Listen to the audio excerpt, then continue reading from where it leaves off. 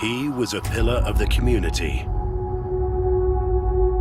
Yet Dr. Harold Frederick Shipman began killing his patients in his mid-20s and evaded detection for over 27 years. He murdered over 250. He said, well, how bad would you like it to be? The only way she's going out of here is by funeral directors. In the small Lancashire town of Hyde, no one was left untouched by his evil. And they would be charging him with my mum's murder.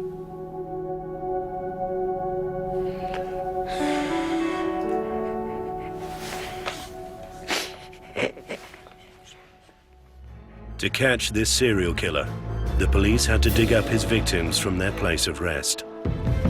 You became very aware of the smell. And to unravel his well-covered tracks. He wasn't as clever as he thought he was in being able to explain his way out of this. With exclusive access to Shipman's own prison letters. He said that the CID was selfish, pompous, self-important and glory hunt. This is the story of how Britain's most prolific serial killer got away with murder for 27 years.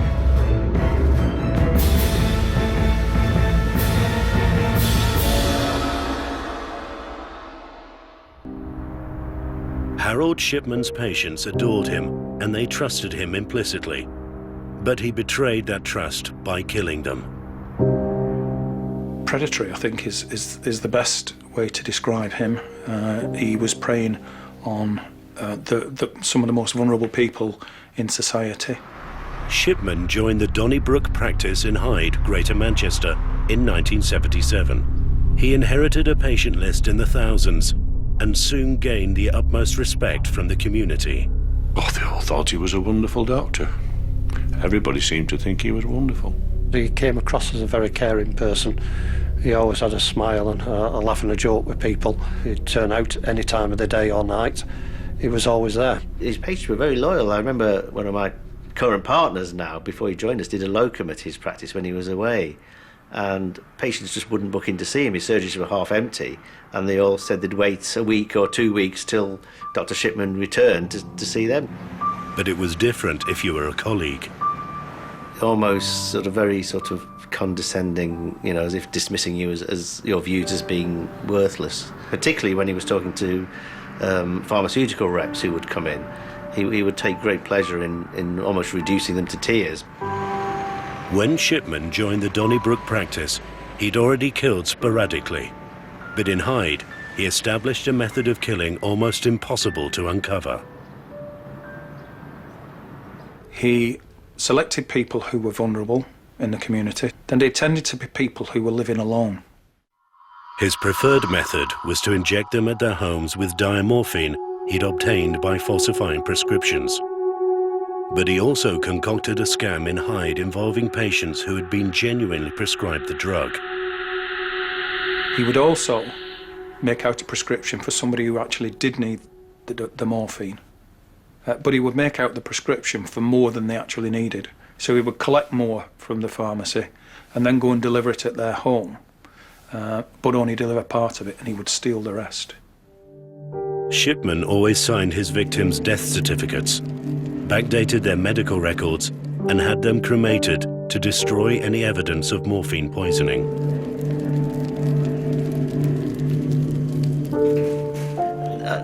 I find all of his behaviour that's subsequently come out as almost incomprehensible, really. It does. It goes against all our sort of ethics and morals of why we do the job, really. Shipman was a determined killer and meticulous at covering his tracks, but he still made mistakes. And some people did make complaints against him. In 1985, he misdiagnosed a patient who went to the General Medical Council.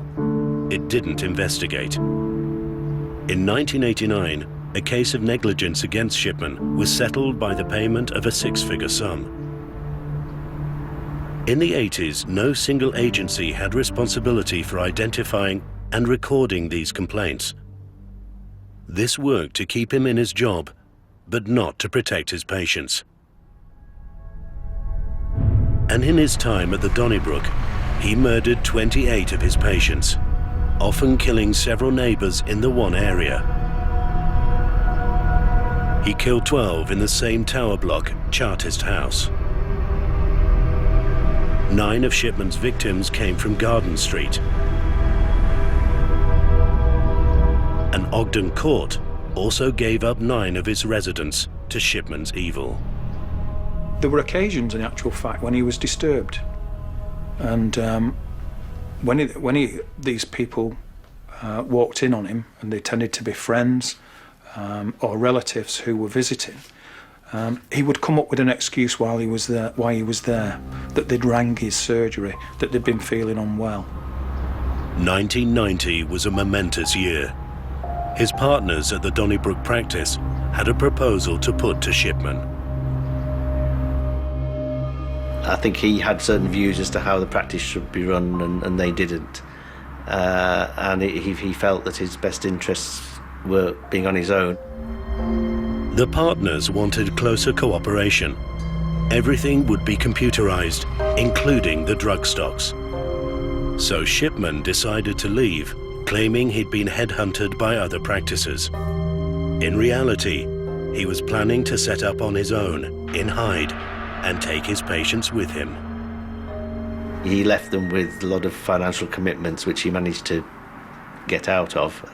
And the new partners coming in to replace him were quite unhappy about that. On the 7th of October 1992, Shipman held a grand opening at his new premises, the surgery at 21 Market Street. He was pictured by local press with his youngest and oldest patients. He now had everything he'd ever wanted. His own practice, his own patient list, a loving family, and the freedom to kill whoever he chose, even inside his own consulting rooms. I could still see her lying there in her clothes she had on, and I gave her a kiss, and I didn't really want to leave her. It's weird.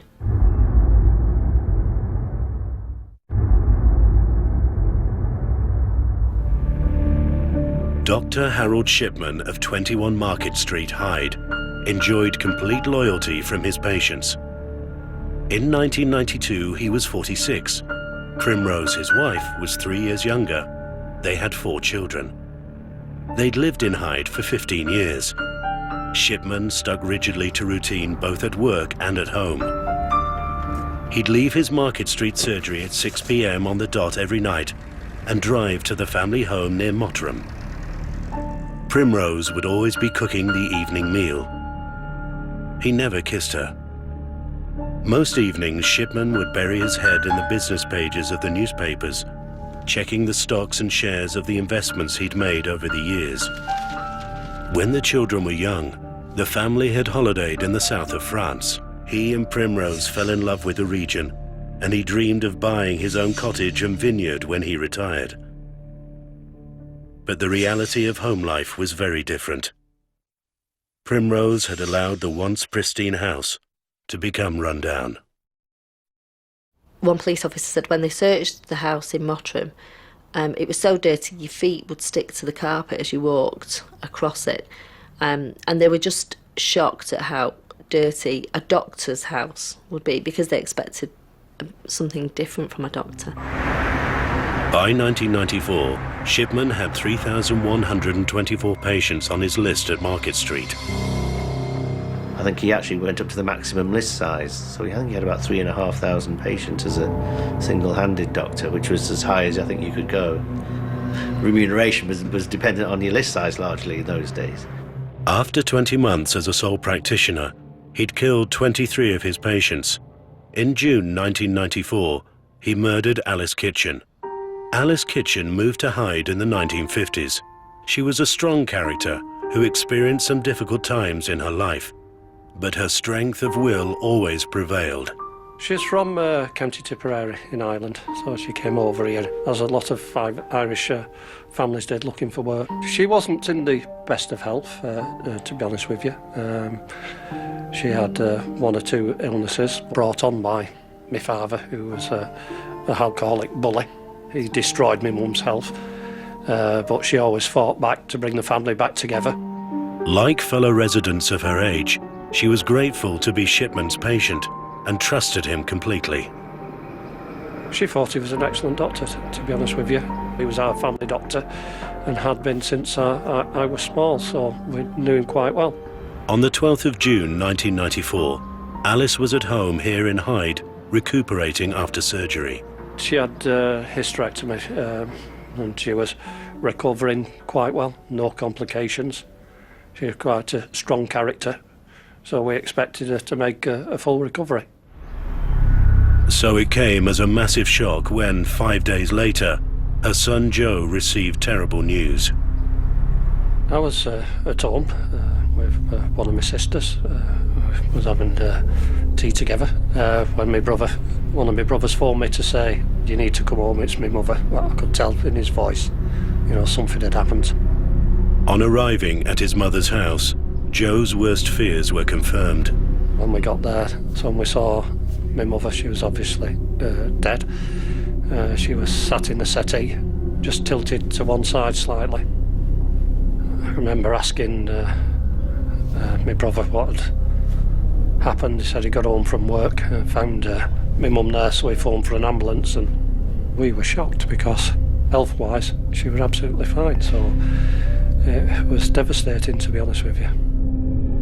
Joe and his family soon realised that Harold Shipman had visited Alice at her home earlier that day.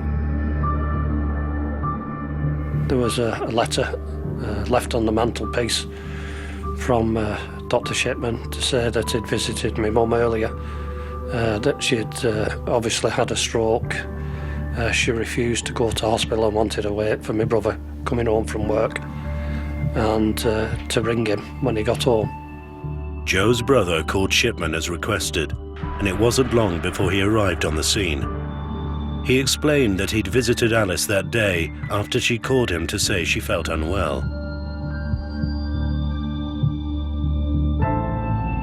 When Joe confronted him about the note, Shipman became guarded. I can remember being annoyed at the time, thinking he hadn't done anything. He should have made her go to hospital. I can remember asking him why he didn't insist. I was thinking if she went, she would have still been with us. In a state of shock, Joe's family prepared for Alice's funeral and burial, despite Shipman's suggestions otherwise. He did suggest us having my mum cremated, and we said no, definitely not, because my mum's a Catholic and we wanted her, buried, and that's what she would want. So that's what we decided that we'd do. We got together a bit later on in the evening to celebrate my mum's life.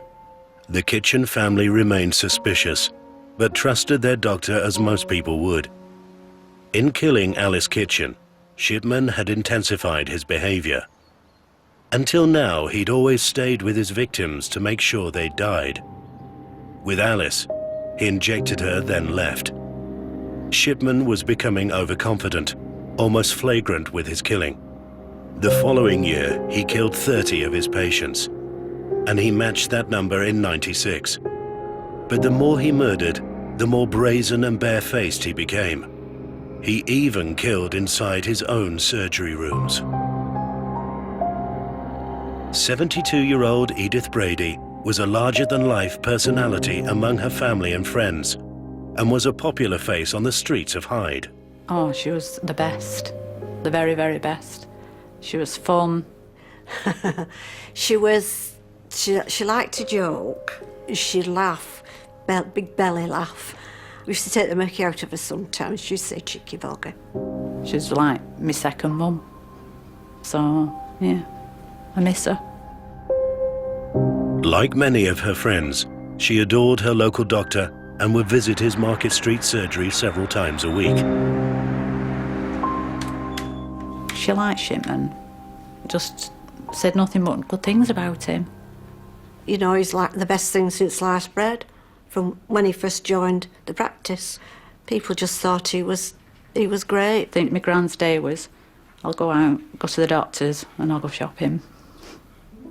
But these regular visits had little to do with any health issues. She'd ring me up, "Oh, I'm not well today." And I'd say, "Why, what's wrong?" "I don't know, but I'm going to see in Sheppy." So she used to call him. She'd always say there was something the matter. Every day we had something new. She had a bad knee, but she could move, let me tell you. Well, apart from a knee that she'd had done, she seemed okay. Although she'd tell you she wasn't. That's why she was off to the doctors again. But her numerous visits to Shipman revealed a different side to his nature. He'd be short with her. Like she'd go down and say, "Oh, he was in the right mood on him today. He was right off with me." And I'll be bloody telling him next time. It was just the tone of his voice, I think. And she knew then that he was in a bad mood. He'd got it on him. Bad-tempered bugger, something like that, she'd say.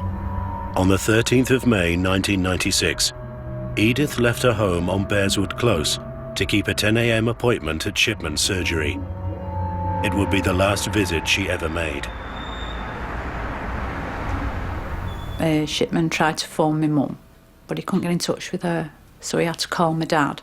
And said that got Mrs. Brady in the surgery, she's been taken ill. And my dad said, "Oh, well, how bad is it?" He said, "Well, how bad would you like it to be? The only way she's going out of here is by Robinson's and Jordan's, which is a funeral director's." How cold is that? My God, what an awful thing to say. My mother and father came to my house. I just got back from shopping with my little girl. And my mum said,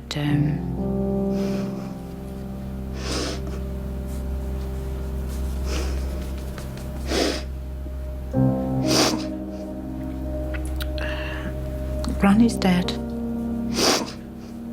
She's died."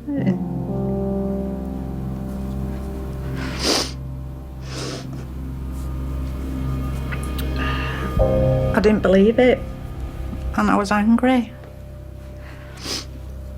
And I just said, what do you mean? No, she's not. And I wanted to see her because I didn't believe it. Pam and her husband immediately drove to Market Street to find an aloof Dr. Shipman treating his patients as normal, while Edith Brady lay dead and alone in a side room. She was lying on this couch. She was got her clothes on, all tidy as she was. Her shoes were still on. Her green coat was on back of the chair. So I stroked her arms and then said, "Well, I'll just leave you with her for a few minutes. I've got somebody to see." So we went out to see another patient. For a fleeting moment, Pam sensed her mother might still be alive. But Shipman's reaction was one of panic rather than hope. I was looking at her and I thought she'd moved.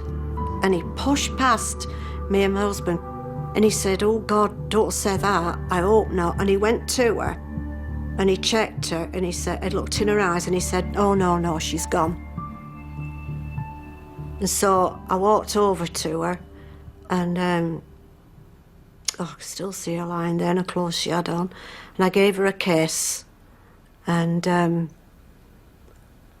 didn't really want to leave her, it's weird.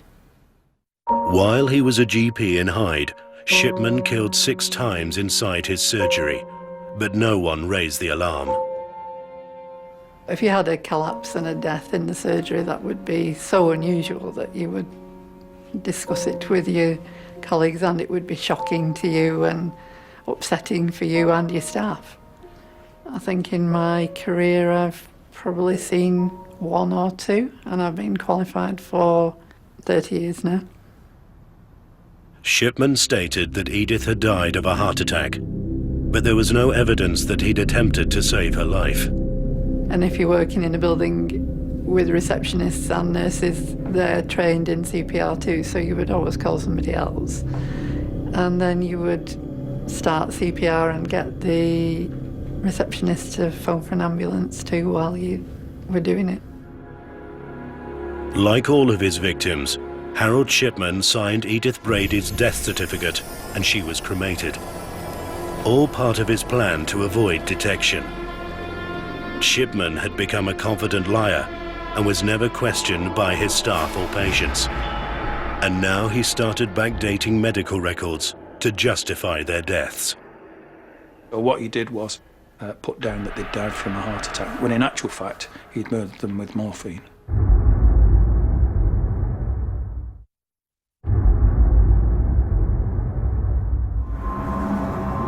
Since he set up his own practice in Market Street, Hyde in October 1992, Harold Shipman had efficiently and ruthlessly killed dozens of his patients.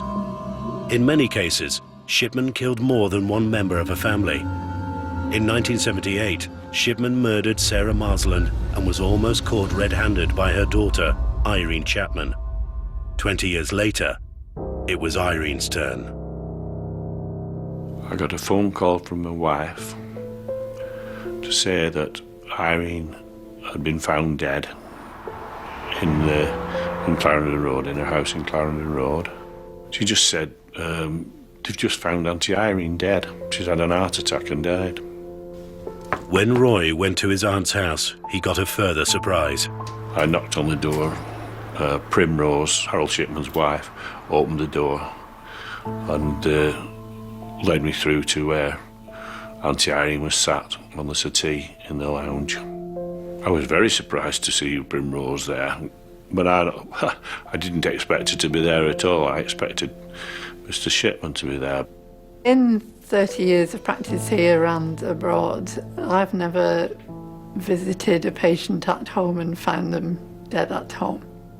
And that would be a sudden death, and you would have to call the ambulance and certainly have to call the police if it was an unexpected death. Primrose told Roy that her husband would be back soon with his aunt's medical notes. After Shipman got there, asked for the post-mortem, and he said, no, we don't need the post-mortem. I've got her medical notes here. Showed me her medical notes, which he just held in his hand and waved them in front of me.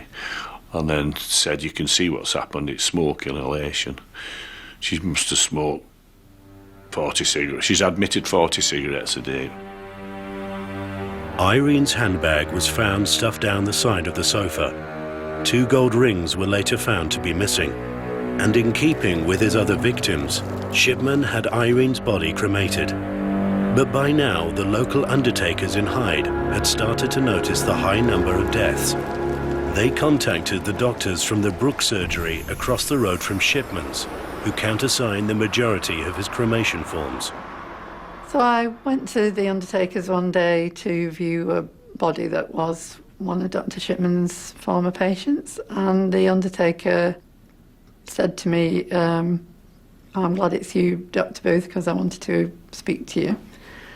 I have some concerns about Dr. Shipman's patients, and I think he might be killing his patients. I said, why would you think that?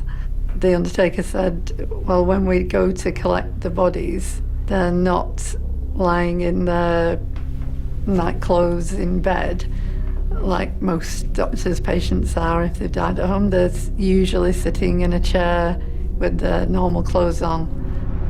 This unprecedented allegation left her and her partners at the Brook surgery stunned. You have to remember at that time, before the whole thing started, that we all thought it couldn't possibly be true. This is impossible. It's not going to be. There must be some explanation. You know, this guy is a well-respected doctor. He's unlikely to be killing his patients. But we can't just ignore the information we've got. We felt we had to do something about it. We felt that the coroner was the first point of contact we should make. So on the 28th of March 1998, Dr. Booth's colleagues alerted the local coroner to their concerns. He took the issue seriously and asked the police to investigate, albeit discreetly. When the police did the initial investigation, there was a body at the undertaker's at that time. There could have been a post-mortem carried out on the body that was at the undertaker's. But a post-mortem wasn't carried out. I don't know why. I think they looked at a few records superficially and they couldn't find any reason to take things any further. 3 weeks after it was launched, the police investigation was halted. I think one of the difficulties with that earlier investigation was getting over the sort of credibility gap was something that I refer to it as being, which was that, is it true what we're saying, that there was a doctor murdering people? Shipman was free to kill 3 more times. Winifred Mellor was murdered in May. A devout Catholic, she was bound to be buried, never cremated. The following month, Joan Mellier, another Catholic, was killed and was buried by her family. Shipman was taking a huge risk. Until now, he'd managed to cover his tracks by cremating many of his victims. Now the evidence of his murders lay 6 feet underground, waiting to be discovered. His last victim was Kathleen Grundy. She wasn't Catholic, but had always demanded she be buried. Her murder would be Shipman's undoing. I was just at work as normal, and then I had a telephone call from the police saying that my mother had died. Dr. Shipman told the Woodruffs that Kathleen had died of old age. We knew perfectly well that that wasn't right, but then he sort of vaguely implied that that he'd seen her recently, and so he knew the case, so it wasn't. And he was basically trying to say that he was going to avoid a post-mortem because that would be unpleasant for us. So the Woodruffs buried Kathleen Grundy in her local cemetery to mourn her passing. But 3 weeks later, they were called by a solicitors in Hyde who told them they'd been sent Kathleen's will. The fact that it left all of the estate to Shipman, which, I mean, if you'd known Kathleen in a relationship to us, to the family, that would have been extraordinarily unlikely. The Woodruffs were convinced the will was a forgery and went straight to the police. Fraud, especially where you've got a forged will involved, the only way that could ever be executed is if the person dies. It was enough for detectives to undertake a rare operation, the exhumation of a body. In the early hours of the 1st of September 1998, exactly 1 month after the funeral of Kathleen Grundy, a tent was erected to cover her grave in Hyde's small cemetery. It's a strange feeling to be at an exhumation. Yes, you are detached, but yes, at the end of the day, you're still a human being, and you still are conscious of what you're doing, and try to do it as sympathetically as possible. I think we were both actually positive about the exhumation, despite the fact that it was going to be very unpleasant. Because the police had explained to us, hadn't they, that they were going to do. And, yeah. And hopefully find something in some toxicology tests. On the same day that Kathleen Grundy's body was exhumed, police simultaneously raided both the home and the surgery of Dr. Harold Shipman. Shipman was at the surgery when the police arrived. He volunteered an old manual portable typewriter that was in one of his cupboards. He suggested that the typewriter was something that had been borrowed on a number of occasions by Kathleen Grundy. What he couldn't explain was when it was that she'd actually returned it, if that was true. At the Shipman family home, police found a hoard of jewelry, rings and brooches, and they made a more telling discovery. We recovered some ointments and drugs, and which subsequently we actually found some diamorphine in there, ampules of diamorphine. Detectives also found a box and a carrier bag in the garage. Between them, they contained the medical records of 150 of Shipman's former patients. Some were labelled with a red pen, simply stating, dead. This was the tip of the iceberg, was how I was viewing it at that stage, and I could see that it was going to mushroom as time progressed. A few days later, the tissue samples from Kathleen's body had been analysed. The Forensic Science Laboratory were able to tell us that they'd actually found morphine in the body of Kathleen Grundy at quite high levels. On the 7th of September 1998, Dr. Harold Shipman was arrested and charged with the murder of Kathleen Grundy. It was hard to believe, and in fact sent him a card to support him at that time. I mean, I just think we were incredibly stupid not to see something earlier on, and if there hadn't been a forged will, we would have probably done nothing. I think we were all thinking, could we have done any more? Could we have pushed it any more? Could we have had more investigation? I was quite shocked at the time, and then I think I started to convince myself that maybe my mother was one of his victims after all. Detectives had no option but to begin an investigation into all recent deaths of Harold Shipman's patients. It would be life-changing for everyone in Hyde. We got a call from Bernard Postles, who was running the investigation for the police, and asked to go along and attend a meeting. I can clearly remember being in the incident room and being walked round, but noticing all these very, very big whiteboards. I mean, they were massive on the walls. And there was these big lists of names on them. How on earth are we going to ever do this? How will we ever cope with all these people? Because even though there's one person's name on that list, their family could be 5 people, could be 10 people. In a typical year, there may be 3 or 4 exhumations carried out throughout the UK. Between August and December 1998, there were 11, all of whom were Harold Shipman's patients, all in Hyde. Personally, it took a great toll on me.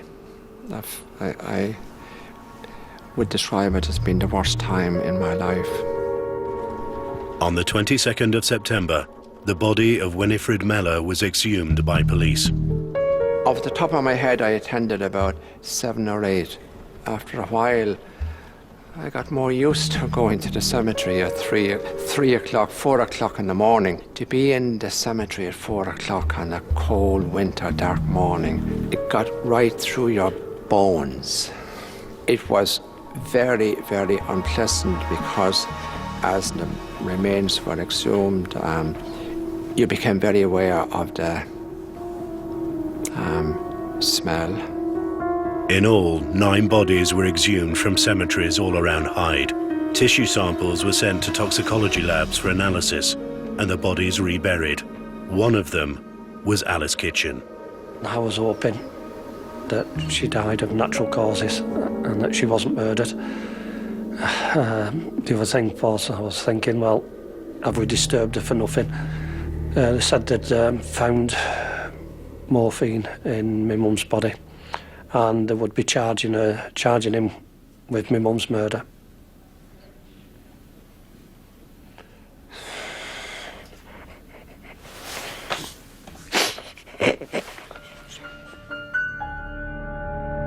But the presence of morphine in the bodies wouldn't be enough to gain convictions. The police needed more. We discovered that some of the paper records had been altered by Shipman. I suspected that some of the computer records that he kept at the surgery may also have been altered. Shipman didn't realise that his hard drive recorded, to the second, every alteration he made to a patient's records.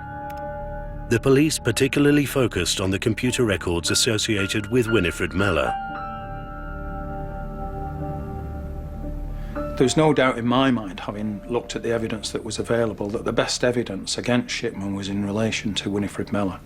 And so I tasked the officers who were doing the interview with interviewing him first about that particular murder. On the 7th of October 1998, Shipman, held on remand awaiting trial for the murder of Kathleen Grundy, was questioned by police. I had come to the conclusion that in actual fact he wasn't particularly comfortable answering questions from a woman, and that he probably didn't hold them in a great deal of regard, especially given that many of the victims had been women. So consequently I wanted to introduce a woman to the interview as well, which is what I did. So there was a male detective sergeant and a female detective constable who conducted these interviews. The detective's strategy was to get Shipman to clearly admit he had sole control over the entering up of patients' records on his computer. The original police recordings reveal how they achieved that objective. You told us you went back to Mrs. Miller's home when you found her dead at roughly 6:15, I believe it was. Where's the record of that? I went back. You mean I went for the first time to see her dead? So, on this case, as well as making a written record, on the front of your manila folder you've also put computer entries. Yes. When were those notes made? They would have been made the next day. Hence the 12th of the 5th, 98, final entry says see you note 9. Now, because I corrected the date for death when the machine entered the date that I entered the entry, which was 12th. So you've corrected that With to the 11th? Yes. To say that she died on the 11th, but the machine records the entry as on the 12th. And then what they actually presented him with was the evidence from the experts who had examined the computer to show that in actual fact that entry had not been made on the day that he said it had been done. I'm now showing you, I'll put it in the middle of the room if your solicitor can examine it as well then. It's an exhibit, JFA 42.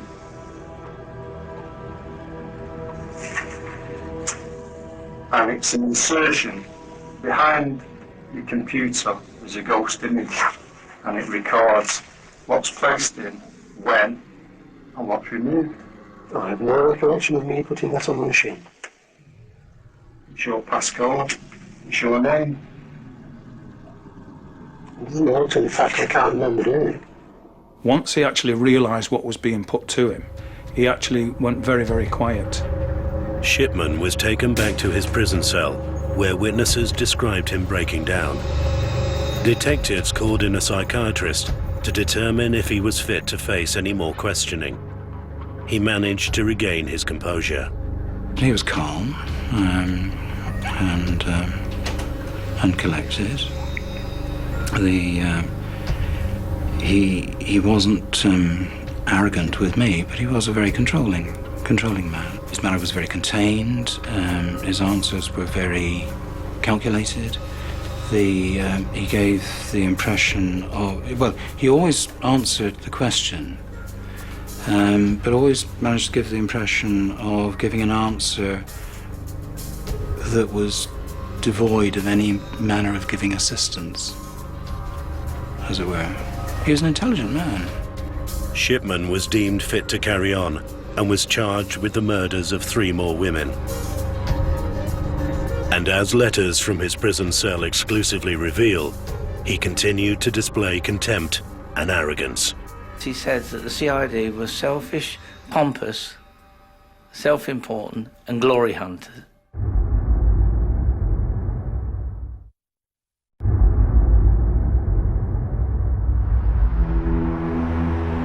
Dr. Harold Shipman was charged with the murder of 15 women on the 22nd of February, 1999. We certainly didn't have any reason at all to believe that any of these charges against him had any truth in them. His trial wouldn't start for 8 months, and while held on remand in Strangeways prison, he wrote dozens of letters to the late wife of a Hyde shopkeeper. She was one of lots of people who thought that he was innocent. So she wrote several letters to him, which he replied to. Shipman started his first 3 weeks in prison with an arrogant and unrepentant tone. Today, I had a psychiatrist visit, lots of verbal sparring, but he's coming again, Monday, all day. That should be fun. Having celebrated Christmas in Strangeways, his mood deteriorated, calling January the most desperate of times. He seems to be getting more frustrated because things don't seem to be going his way. He seems to be up against it a bit, and I think he seems to be getting more down.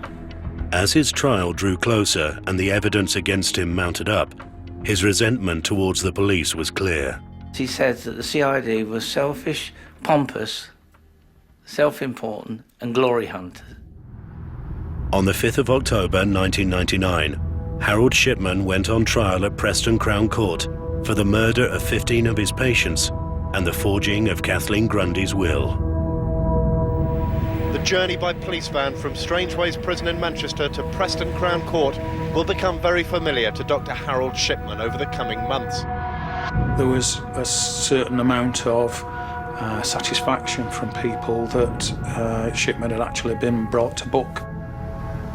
The trial lasted just 3 months, and on the 31st of January 2000, Harold Shipman was found guilty of all charges. I think it was mixed emotions. It was, again, satisfaction that he'd been convicted and been convicted of every one of the counts in the indictment. But by the same token, that was tinged with the sadness of realising just what that meant. The judge read out the names of individually of each of the 15 victims who he'd been convicted of.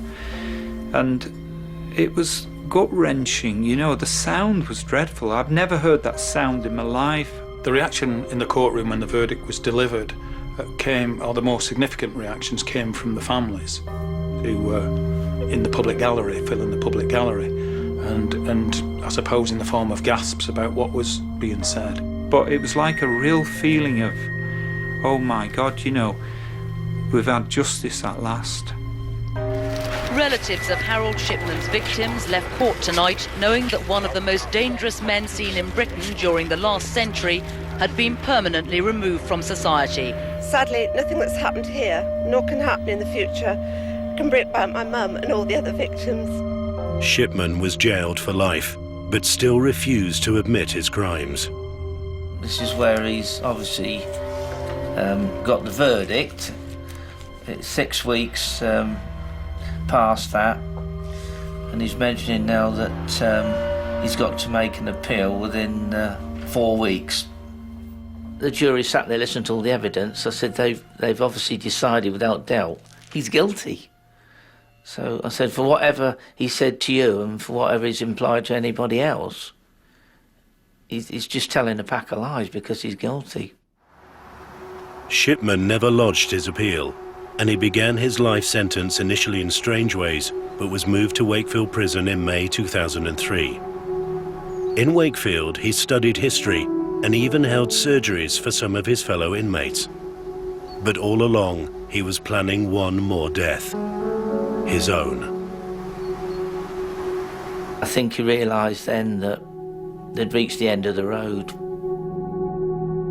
On the 13th of January 2004, just before 6 a.m., almost 4 years after his conviction, Shipman tied his torn bedsheets together into a basic noose, placed it round his neck, tied the other end to the cell window bars, and hanged himself.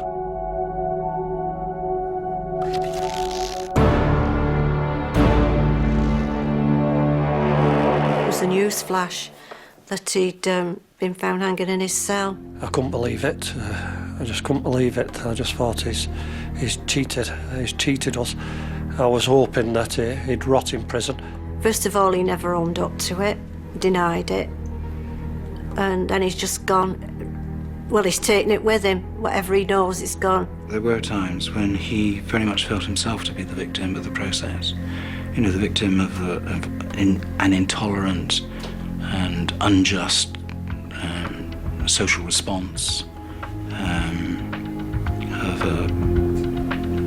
of a willful lack of desire to see that he was intelligent and had what he judged to be superior abilities. Subsequent inquiries found that Shipman probably killed at least 250 people. He basically had no remorse, no sympathy whatsoever for all of these hundreds and hundreds of victims who went to their deaths without a backwards glance. Exactly 1 year after Shipman was convicted, an inquiry was convened to safeguard patient security from future murderous doctors. And while several recommendations were made to improve doctors' accountability, many believed that another doctor like Shipman could easily kill again. It could still happen. There's been a lot of discussion, there have been a lot of reports that have come up because of this, but at the moment the legal system is such that we don't do toxicological tests on everybody who dies. We don't even do it on everybody who has an autopsy. I think that despite the recommendations that have been made following the inquiry, the public inquiry, that it is possible that this could happen again.